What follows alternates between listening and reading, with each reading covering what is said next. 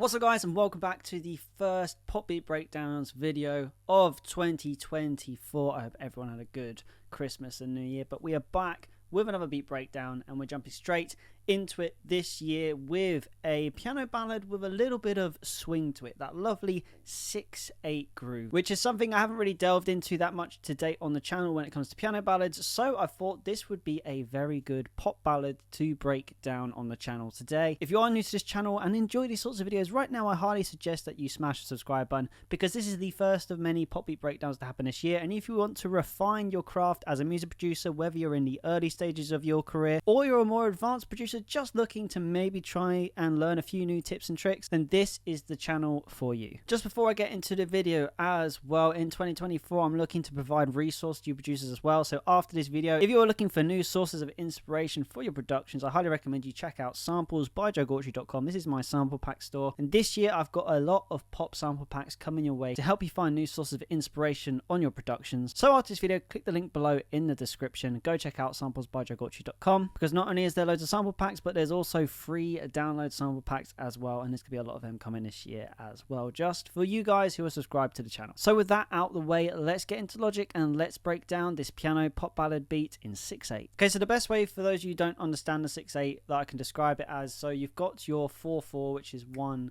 2 3 4, 1 2 3 4, and that would be 4/4. But then 6/8 is 6 every 8 bars, so it's 1 2 3 1 2 3 1 2 3 1 2 3, and that is the 6/8. And this is the beat that I've made today in that style. So when we get into logic, the first thing that you'll see here is we've got it set to 6/8. That is what allows us to create this tempo. Have a listen to it. We'll just mute everything we've done here for a second.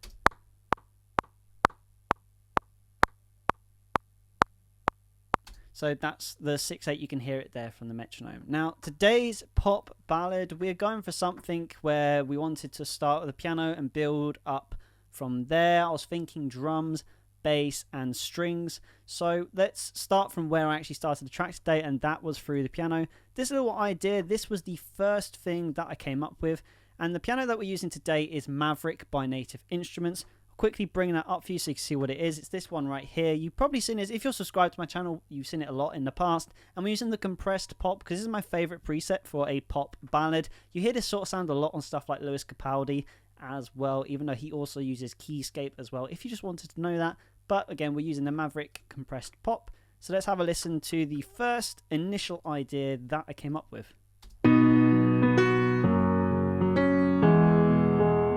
This is B major.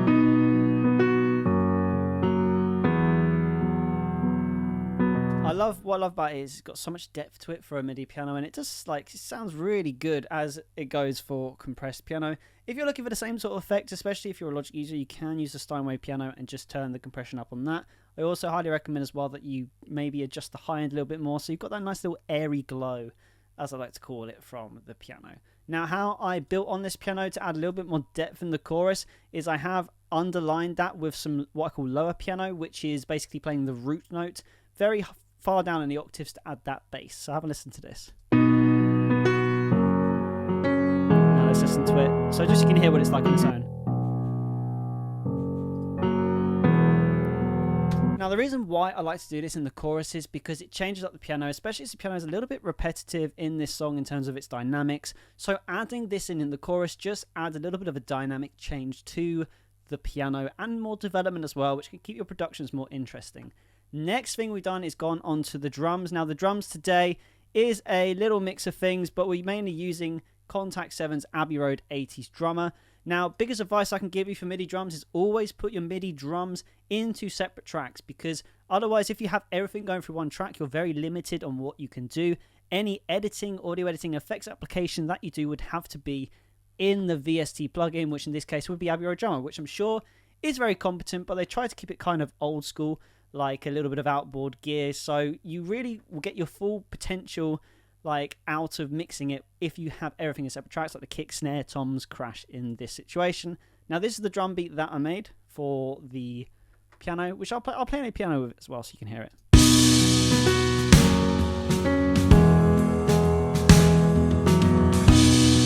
Now, how you get the drums sounding as real as possible, I found this little trick over time. So basically, what I've done in Ozone 9 is I actually put a preset in, which is an exciter with dynamics and an imager. This is really good Ozone 9, but don't worry about that. That's just a little bit of mastering. I just wanted to show you that. The main thing, again, is in the actual putting everything into a separate track and doing stuff like this. So for the toms, I've created a sample delay. So this has put the toms out to the sides of the mix, which means you have the kick and the snare down the middle. Toms are now out to the side of the mix, but because it's a sample delay, there is going to be a slight bias to the left-hand side because there's a delay, because you're going to hear the toms on the left first. So we'll perceive them slightly on the left, but they're out to the side of the mix. And then for the crashes, I've put a chorus effect, so they go right to the side of the mix and almost take a step back in the mix. And then the crashes as well, we've added a ROM reverb, really quite sending it into this room, this space here, with a 4.8 second delay. So we get this really nice ambient crash sound, which just, again, like if we were to put this FX application on the whole drums, it would just muddy up the drums, make them sound not so good. So this was really important. So let's just have a quick listen to the drums just by themselves again, just so you can hear them details. I highly recommend you put headphones on, by the way. Here we go.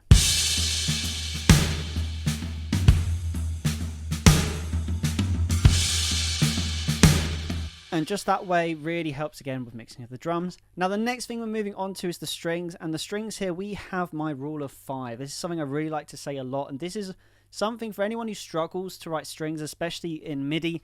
This is one way that you can really get good at writing a string section, using this rule of 5, patent pending. But this is the one I came up with. So you've got the root, you've got the chords, you've got melodic value, you've got the counter melody, and you've got the ear candy. So the root note is, well, playing the root like the bass note. And then the chords, you play the chords in next. So this is slightly higher than the root note, and it's just playing in your basic chords. And most people normally stop after these 2 steps when it comes to recording strings. So a lot of people will think that they need to just record that in for strings, and they'll be left with this.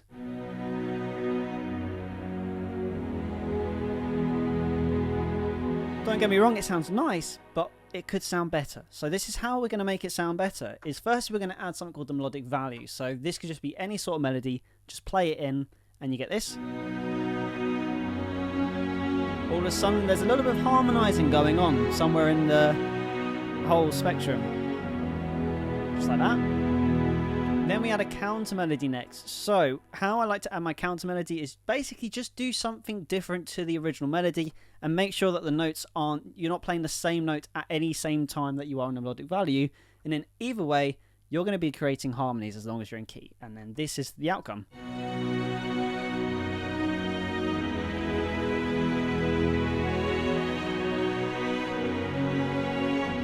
And I also added movement as well, because you really want to play with the dynamics, because strings tell a story unlike any other instrument, so you really want to get the best out of them. And then the last thing that I added in here, which we'll go over to here for, is the ear candy, something right up in the high end to give that last bit of airiness. And in that way, because we've gone from the root to the ear candy, we've gone all the way up our keyboard, which means we've gone across every single octave. And this is what it sounds like.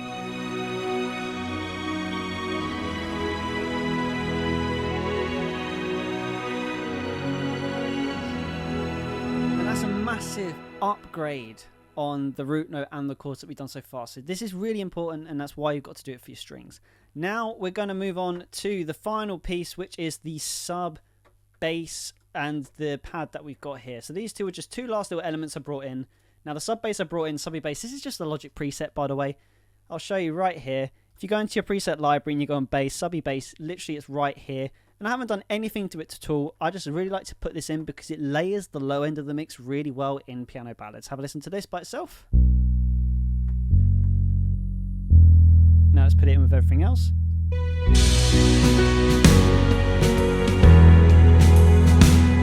It just covers that low end, so everything just really gels together so much better, and there's no gaps. So that's why I put the subby bass in. The last thing I felt this whole production needed was some sort of breathy pad, something with a little bit of a flutter to it to create that sort of, like, again, little bit last bit of ear candy, which could really complete everything, because we've got a lot low, we've got a lot going on in the mid, not so much in the high, so we needed something else there. And then that's when I came up with the idea of putting in this breathy vox, which is a preset. You'll find it in pads under breathy vox in Logic if you're a Logic user, and it just sounds like this by itself. Again, exactly what I said. It was fluttery and airy. It's exactly what I wanted, and I'm literally just playing the root note, which in this song was a B. So I'll quickly play the chorus without it, and then with it, and you can see if you notice the difference. Okay, well, here comes the with.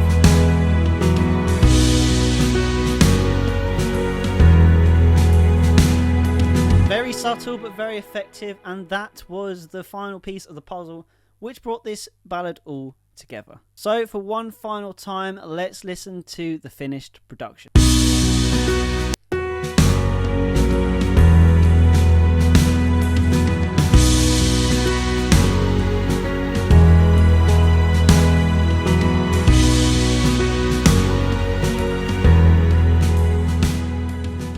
So yeah guys, I hope you found this video helpful, and if you did, made it this far, smash the subscribe button as it is the best way to support the channel, and make sure you never miss another video like this going forward. But I'll leave the video there for today guys. So thank you so much for watching, keep making music, and I will see you in the next video.